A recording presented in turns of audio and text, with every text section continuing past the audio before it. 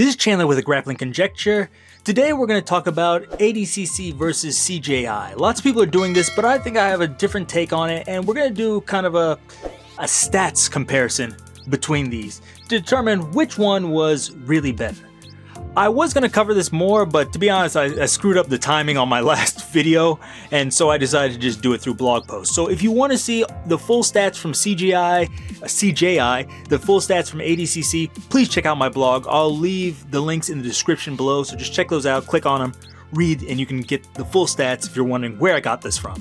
Also, some people ask me sometimes, like, where are you getting these stats from? It's like, I get them from myself. I have to watch all these matches and then write them down, put them in spreadsheets, all that kind of stuff. So all the charts are my own, all the information is data I collected myself, so that's where it comes from. But now let's get into it. So what we're going to do is let's rate CJI and ADCC on a few different categories. For example, the roster, the production, the rules, and the hype. These are kind of my objective, or I should say subjective opinion, so you can disagree or agree with these as you like. But then submissions, takedowns, passes, sweeps, good technique, action, and watchability.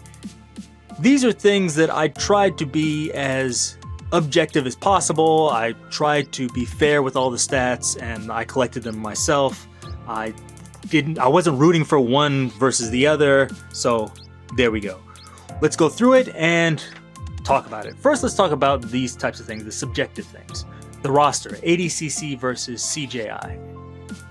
This is a little bit hard. I think the under 80 kilogram division for CJI was more stacked than any of the divisions for ADCC. However, ADCC had more divisions, and just in overall stars and rosters, I might have to give it to ADCC. This is kind of a toss-up. I kind of want to give it to both, but I might give this to ADCC. Now, the next category we have is production. So this one is also pretty close. ADCC really went all out. They had the big video screen. They had like some kind of ramp that was like LCD screens or something. It was kind of had some animation on it. I thought it was cool. For the most part, there weren't too many problems. CJI was about the same. They had like a big video wall too for the introductions and everything. Overall, they were actually fairly comparable. The only thing is, I would say CJI had less like kind of screw ups. ADCC was actually pretty good. They didn't have too many screw ups, but they did have a few times where it's like, okay, I'm listening to it and there's no commentary for some reason or something like that. CJI, as far as I remember, they didn't really have anything like that. Both of them, I think, ran fairly smoothly. CJI, I was actually really surprised it ran smoothly. If I'm going to be honest, I expected it to be a disaster. It was supposed to start at, what time was it? Maybe like 6 o'clock or 7 o'clock my time. And I was thinking like, okay, I'm going to open this stream and it's going to be like 15 minutes late. And then they're going to talk for another 30 minutes. And it's not going to start until like, whatever, like 6:45. It started right on the dot at 6 or whatever time it was. Then they talked for maybe like 10 minutes or so. And then they got right into the first match, which I was actually surprised about. So because of that, the speediness, everything was clear, easy to watch, etc. I'm going to have to give it to CJI. The rules. So ADCC is kind of like the default. CJI, the ramp, the pit, or the alley they call it, I thought that was better, but they had the 3 5-minute rounds, which I thought was going to be a big problem. In practice, it wasn't a problem. I didn't mind it, and it was actually kind of interesting sometimes to see how they're doing through the match. Like, oh, this person's winning, and it kind of brought some excitement to it. The ADCC, their rules, like especially the 5-minute no points period, or in the case of the finals, 10-minute points period, this was really terrible. The takedown rules for turtle, where you don't get points if they go into turtle, or you don't get sweep points if they go into turtle. This kind of really screwed up the matches, in my opinion, and made matches longer than they should have been. So CJI wins on rules better. Hype, I don't even really have to talk about this. ADCC, I don't know what they were doing. They didn't seem like they really promoted it that much. It was promoted on Flow Grappling, but 2 years ago for 2022, they were going on Joe Rogan and all these different places. CJI, you saw Craig Jones on every single podcast he could get on, basically. And talking about it in MMA, every place. But ADCC really wasn't, so that easily goes to CJI. Okay. Those were the things that were kind of just my opinion. You can agree or disagree. Maybe you might move one of those over to ADCC if you want, but that's what I think. Some people might say, like, roster, CJI should get the roster too. I can't disagree with that too much because they were pretty close. But now let's get into the things that are more, data driven. So the first one we have here is submissions. So let's start with ADCC. ADCC had a 19% submission rate. So out of the ones that were tried and the ones that scored, 19% of them actually scored. I also kept track of stats on how many subs were there in a 5-minute period and how many sub attempts were there in a 5-minute period. So the sub score, or the subs per 5 minute, is 0.21, and the sub attempts is 1.12. Now, another thing is how many of the subs make up the total amount of matches, or how many of the total matches ended in submission. ADCC is actually very, very high.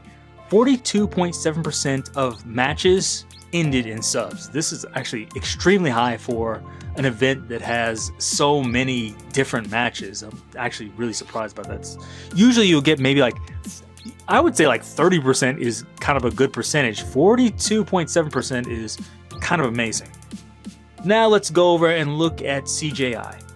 So CJI had 7% submission rate, and the submissions per 5 minutes had a 0.17% subs per 5 minutes and 2.4 sub attempts per 5 minutes. And the total amount of matches, 40% of the matches, 40.6% of the matches ended in submission. So this is actually a little bit surprising to me. CJI won in sub attempts per 5 minutes, but every other category ADCC won. So we have to give it to ADCC. Even though sub attempts are good, everything else is going into ADCC's favor. 42.7% submissions for matches, that's crazy. So that has to be really high. That's easily going to ADCC. Let's look at the takedowns now. Start with ADCC again.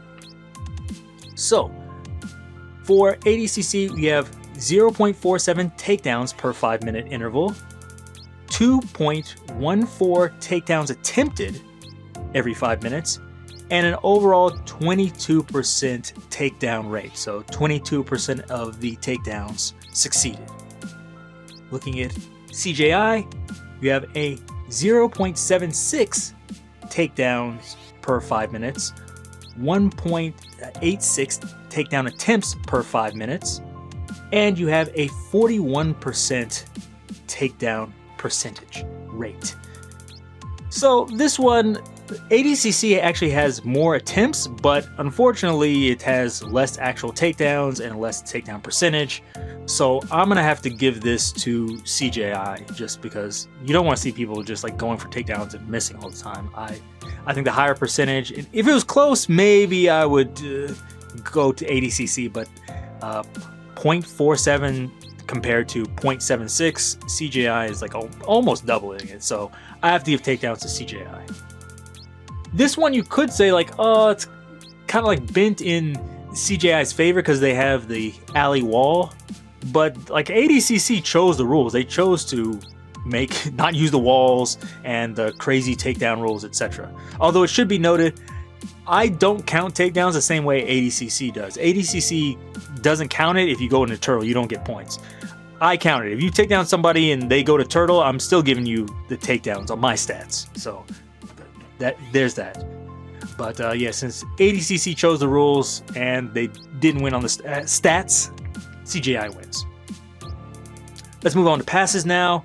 Passes for ADCC, we have 0.22 passes per 5 minutes and 1.38 pass attempts per 5 minutes, and there's a 16% pass rate for ADCC. I think it's not too bad. Let's look at CJI. We have a 0.44 passes per 5 minutes and a 1.77 pass attempts per 5 minutes. And we have a 25% passing rate. This one, everything's higher for CJI. Have to give this to CJI. Let's move on to the next category. We have sweeps.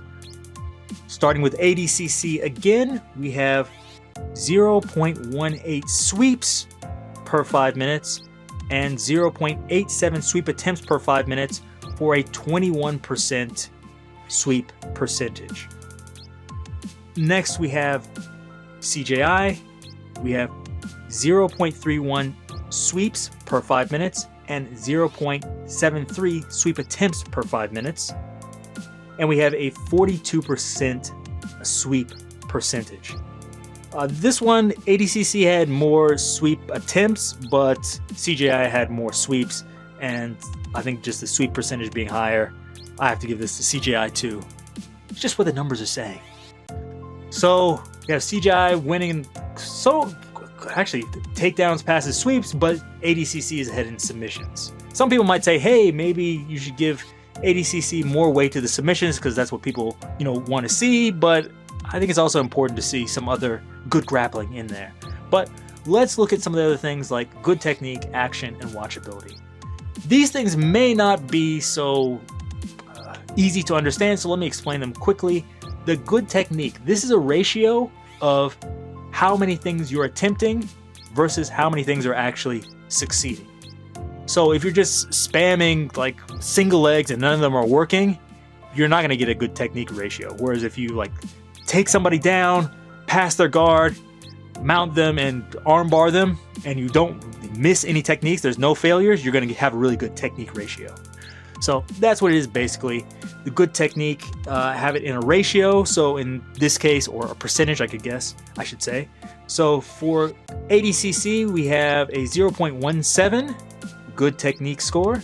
And for CJI, we have a 0.2 technique score.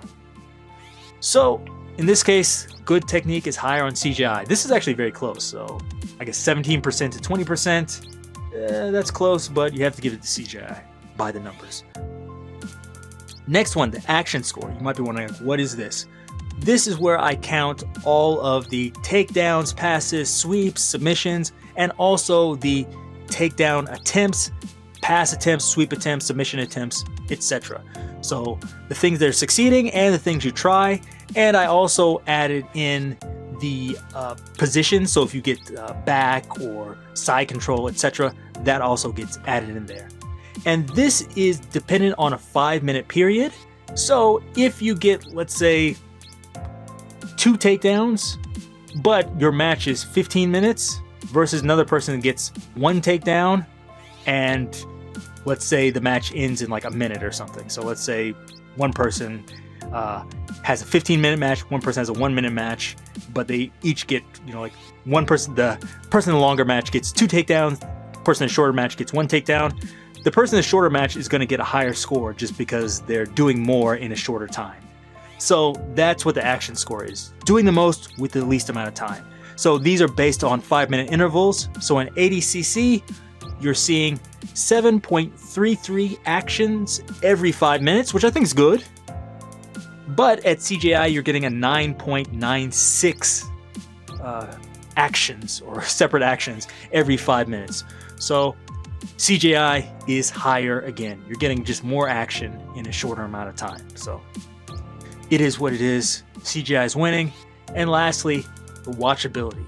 Now, this is a very new statistic. I made this right before ADCC and CJI.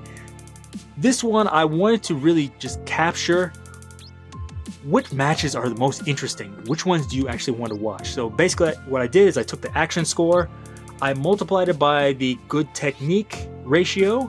So the better your technique is, the higher it's going to, the watchability score is going to be, because I think, people don't want to see people just missing things. You actually want to see technique succeed. And also I multiplied it by the amount of submissions. So if you get a submission, you get 1.5 times bonus to your score. So each match I calculated the watchability score, and then I added all the matches together, divided them by the number of matches, so you have an average. So the watchability score is the average for all the matches. So if you have a few good matches but a few terrible matches, those terrible matches will really bring your score down. So these are the averages for the two events. First, we have ADCC at 12.18 for the watchability score. CJI is 15.49. Higher watchability, CJI. So, finished everything. ADC with 2, and CJI with 1, 2, 3, 4, 5, 6, 7, 8, 9. I don't know, kind of a blowout, to be honest. So CJI won in most of these categories. Now, of course, here you could move some of these to ADCC depending on your preference. These down here, I don't really know how you can move them over. Some people might say, like, I don't like your watchability score, but I was like, I try to be as fair and balanced as possible. I didn't make this statistic like afterwards, so I made this beforehand. I didn't know what was going to happen. It is what it is. So there you go. CJI wins here. Tell me what you think. Do you agree? Do you disagree? If you want to, I might do more stats on CJI and ADCC, and I think I might do kind of an analysis of the techniques that were working and some trends we saw. So if you want to see that, let me know down below. If you like this, give me a thumbs up. Be sure to check out my blog for the full statistics. I didn't go through all of them here, but there you get a full statistical breakdown of everything. So do that. And if you haven't, subscribe. Till next time, see you.